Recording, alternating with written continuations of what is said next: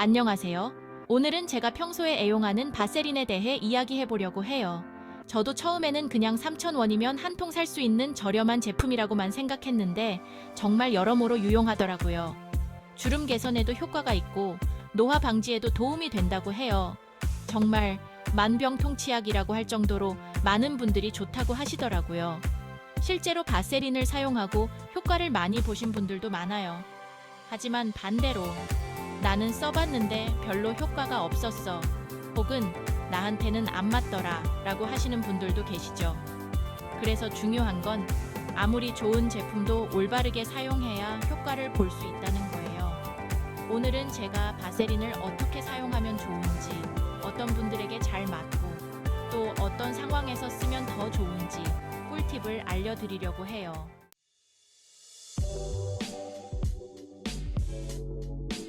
바세린에 대해 조금 더 깊이 알아볼까 해요. 바세린, 다들 한 번쯤은 들어보셨을 텐데 사실 이게 처음에 어떻게 만들어졌는지 아시나요? 바세린은 고래기름에서 나온 게 아니라 석유를 정제하는 과정에서 발견된 물질이에요. 석유를 정제하는 기계에 계속 끼는 물질이 있었는데 사람들이 그걸 모아서 상처나 피부에 발라봤더니 놀랍게도 상처가 빨리 아물고 피부도 촉촉해지는 거예요. 이걸 발견한 사람은 영국의 로버트 체즈브로라는 화학자였어요. 그는 이 물질을 정제해서 바세린이라는 이름으로 상품화했고 처음에는 사람들이 잘 안 써주니까 직접 나서서 적극적으로 홍보를 했어요. 심지어 무료로 나눠주기까지 하면서 사용해본 사람들의 입소문을 통해 점차 인기를 얻었답니다.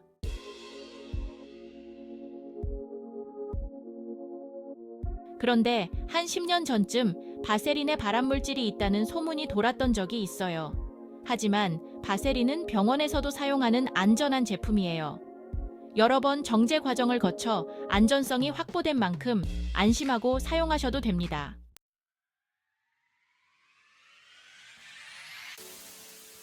이제 바세린의 효과에 대해 이야기해 볼게요. 바세린은 주로 페트롤라튬이라는 성분으로 이루어져 있는데 이 성분이 피부의 얇은 보호막을 형성해주는 역할을 해요. 피부에서 가장 중요한 것이 보습이잖아요. 우리 피부에는 수분과 유분이 모두 필요해요. 수분은 피부를 촉촉하게 하고 유분은 피부 표면에 보호막을 만들어 수분이 날아가지 않게 해줍니다. 바세린은 이 유분 보호막을 강화해주는 역할을 해서 건조한 부위에 바르면 수분이 날아가지 않도록 도와줘요. 그래서 바세린은 피부가 건조할 때 특히 갈라지거나 트는 부위에 발라주면 아주 좋아요. 외부 자극으로부터 피부를 보호해주고 상처 회복에도 도움을 줍니다. 이렇게 바세린은 우리 피부를 지켜주는 든든한 보호막을 형성해주는 제품이랍니다. 혹시 궁금한 점이나 사용법이 있다면 언제든지 댓글로 물어봐 주세요. 피부에 대해서 이야기하자면 바세린이 정말 여러 가지로 도움이 될 수 있어요. 먼저 피부 노화 방지에 큰 역할을 할 수 있죠. 나이가 들면 피부가 점점 건조해지고 수분을 잃으면서 푸석푸석해지잖아요. 그게 바로 노화의 원인 중 하나인데 바세린은 수분을 가둬주는 역할을 해서 피부가 더 깊게 주름지는 것을 막아줘요. 이미 깊게 자리 잡은 주름을 완전히 없애기는 어렵겠지만 웃을 때 생기는 잔주름이나 건조한 날씨에 더 깊어질 수 있는 주름을 예방해주는 데는 효과가 있죠. 피부가 촉촉하고 탱글탱글해지면 잔주름이 좀 펴지는 느낌을 받을 수 있답니다. 그래서 바세린을 꾸준히 사용하면 비싼 피부과나 피부관리실에 갈 필요가 없을 수도 있어요. 자기 피부에 맞는 방법으로 매일 관리해준다면 큰 돈을 들여서 시술을 받는 일도 줄어들겠죠. 또 한 가지 중요한 점은 바세린이 시술 전후 관리에도 아주 유용하다는 거예요. 피부가 힘이 없고 처진 상태에서 과도한 시술을 받으면 오히려 얼굴이 더 빨리 늙을 수 있거든요. 하지만 시술 전에 피부에 충분히 수분을 공급하고 보호해주면 시술 효과도 더 좋고 시술 후에도 바세린을 사용하면 피부 회복에 도움이 돼요.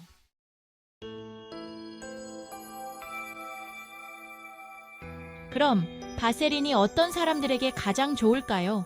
예를 들어 밤에 영양크림을 듬뿍 발랐는데도 아침에 일어나면 피부가 땡긴다는 분들이 있어요. 이런 분들은 피부에 수분이 부족한 상태이기 때문에 바세린이 수분을 가둬주는데 아주 효과적이에요. 하지만 반대로 자고 일어나면 얼굴이 너무 번들거리거나 트러블이 자주 생기거나 염증이 자주 나타나는 경우에는 바세린이 맞지 않을 수 있어요. 이런 피부 타입의 경우는 유분이 많은 제품보다는 다른 관리 방법이 필요할 수 있죠. 그리고 복합성 피부를 가진 분들, 즉 얼굴이 부분적으로 건조하거나 기름진 분들도 계신데 이런 경우에는 바세린을 얼굴 전체에 바르기보다는 건조한 부위에만 적당히 발라주는 것이 좋아요. 맞아요. 피부가 땡기는 부위만 바세린을 활용하면 훨씬 효과적이에요. 특히 피부가 얇고 잔주름이 많은 분들께 추천드려요. 잔주름이 자주 생기는 부위는 눈가, 입가, 그리고 이마죠. 주로 표정을 지을 때 나타나는 얕은 주름들인데 이 부위에 바세린을 살짝 발라주면 보습이 되어 주름이 덜 보이게 할 수 있어요. 잔주름은 보통 어디에 생기나요? 잔주름은 눈가와 입가에 많이 생기죠.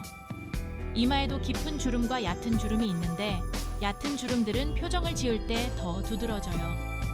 크게 웃거나 울 때 생기는 그런 잔주름들 있죠? 이럴 때 바세린을 얇게 발라주면 주름이 더 깊어지지 않도록 도와줘요. 알러지 반응도 있을까요? 바세린이나 알로에 같은 제품들이 대부분의 사람들에게 잘 맞지만 사람마다 피부 특성이 워낙 다양하기 때문에 알러지 반응이 있을 수도 있어요. 한 번도 사용해 본 적이 없으신 분들은 귀 밑이나 팔 안쪽에 먼저 테스트해 보시는 게 좋아요. 테스트 후에 붉어지거나 가려움이 생기면 사용을 피하시는 게 좋겠죠.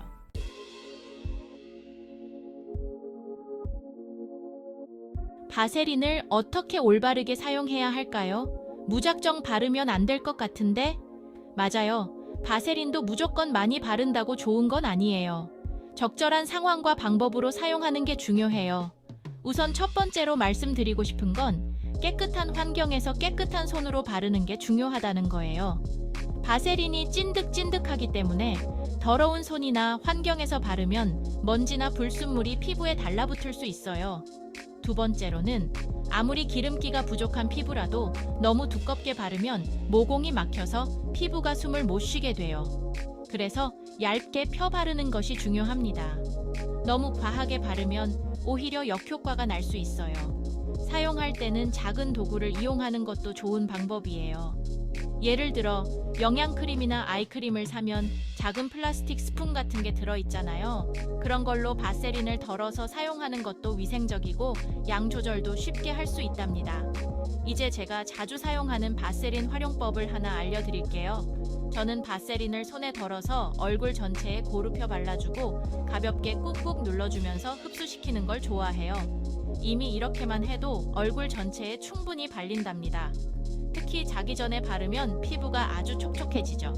그런데 바세린의 찐득거림을 싫어하시는 분들도 계시잖아요. 그런 분들을 위해서는 알로에와 바세린을 1대1로 섞어서 사용하는 방법이 있어요. 알로에랑 섞으면 바세린이 크림처럼 되는데 이걸 얼굴에 바르면 훨씬 가볍고 상쾌한 느낌으로 사용할 수 있어요. 이걸 언제 바르면 좋을까요? 아침에 세안 후에 기초 스킨케어를 마친 후에 발라도 좋고 마지막으로 영양크림을 덧발라서 마무리해도 좋아요. 이런 식으로 사용하시면 피부 보습을 유지하면서도 가벼운 느낌으로 사용할 수 있답니다.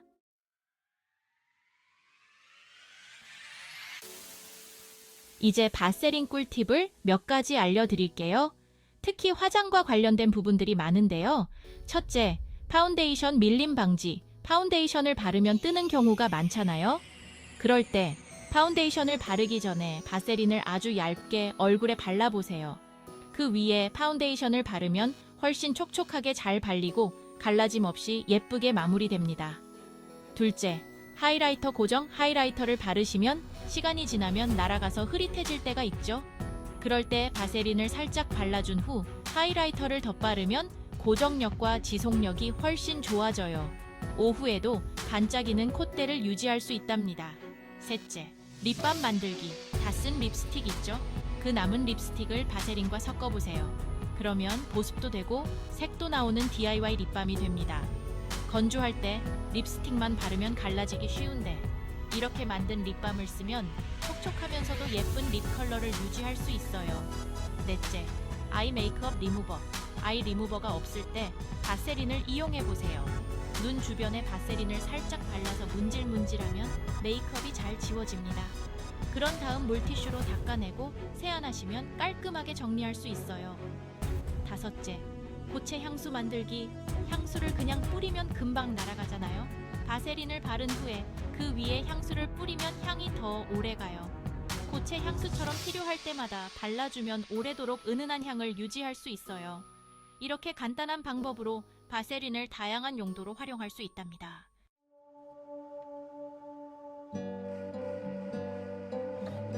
피어싱을 하신 분들이 염증 때문에 고생하시는 경우가 많죠. 그럴 때 바세린을 활용하면 정말 좋답니다.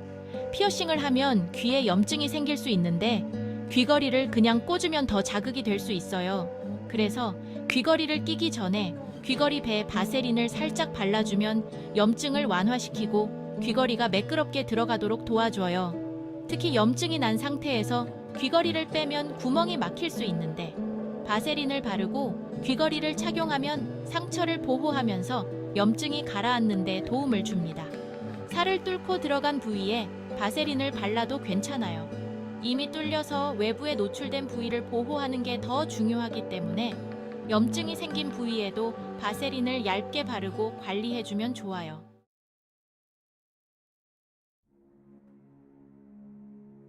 그리고 마지막 꿀팁으로 뒤꿈치 각질 관리에도 바세린이 정말 효과적이에요.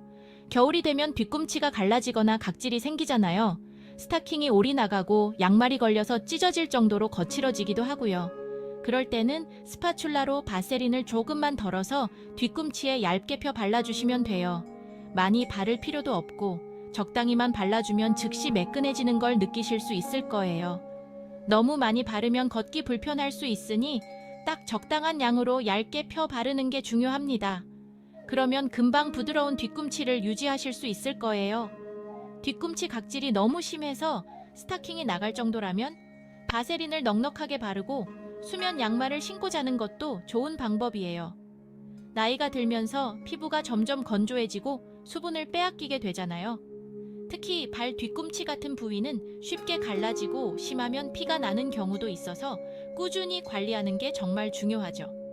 그럴 때는 깨끗하게 씻은 뒤 각질이 말랑해진 상태에서 바세린을 발라 기름막을 형성해주는 게 좋아요. 이렇게 하면 수분이 날아가지 않고 보호막 역할을 해주니까 매일 관리해 주시면 큰 도움이 될 거예요. 만약 바세린만으로 부족하다면 알로에와 바세린을 섞어서 사용하는 것도 추천드려요. 알로에의 촉촉함과 바세린의 보호막 기능이 만나서 피부를 더욱 건강하게 만들어주거든요.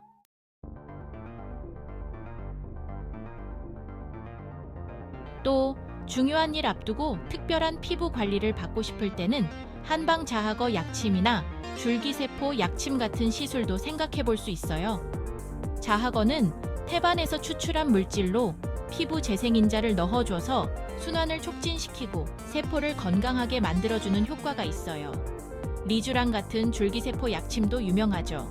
속건조를 잡아주고 피부 깊은 곳부터 촉촉해지는 효과가 있으니 얼굴이 푸석한 분들께 추천드려요. 마지막으로 매선 시술을 통해 안색을 맑게 하고 순환을 돕는 방법도 있어요. 이렇게 피부 속까지 촉촉하게 관리해주면 눈도 더 또렷해지고 안색도 환해지는 효과를 기대할 수 있답니다.